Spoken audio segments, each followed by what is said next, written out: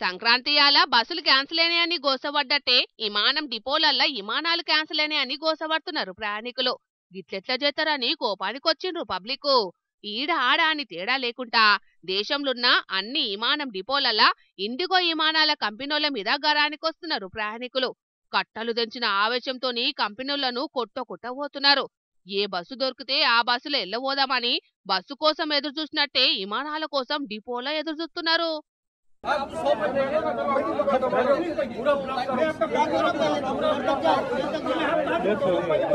విమానం కస్టమర్ల ఆగ్రహానికి అసలు కారణం ఏందంటే ఈ నడుమ విమానాలను కంట్రోల్ చేసే డీజీసీఏ ఓళ్ళు కొత్త రూల్స్ తెచ్చిండ్రట. పైలట్లు అందులో పనిచేసేటోళ్ళ పానాలు ఖరాబ్ కావద్దని పని గంటలు తగ్గించిండ్రట. రెస్ట్ ఎక్కువుండేటట్టు చేసిండ్రట. నైట్ డ్యూటీలు తక్కువ చేసిండ్రట.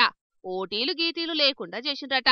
ఇవేగాక దినాము ఉండే టెక్నికల్ తిప్పలు, వాతావరణ మార్పులు, చలికాలం మంచుగోసలు చుట్టుముట్టేటాలకు విమానాలు నడిపించే ఇండిగో కంపెనీలకు పరేషానొచ్చి పడ్డది.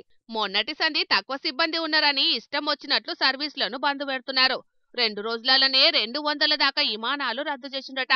మేము ఎయిర్ బస్లను నడపలేమని చేతులెత్తేసిండ్రట. మళ్ళా ఎప్పుడు విమానం పంపుతారో చెప్పకుండా తిప్పలు పెడుతున్నారట. మరి మిగిలిన కంపెనీలకు రాని తిప్పలు ఈలకే ఎందుకొచ్చిందంటే మరి మనోళ్ళ పనితనం అట్లుంటది.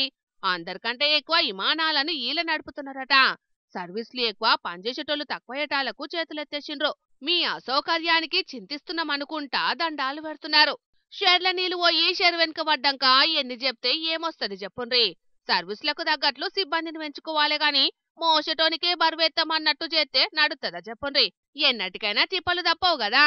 విమానాలంటే అర్జెంటుగా దేశాలకు పోయేటోళ్ళుంటారు, ఆరోగ్యం బాగా లేనోళ్ళుంటారు, వ్యాపారాలు చేసేటోళ్ళుంటారు, కొలువులకు పోయేటోళ్ళుంటారు.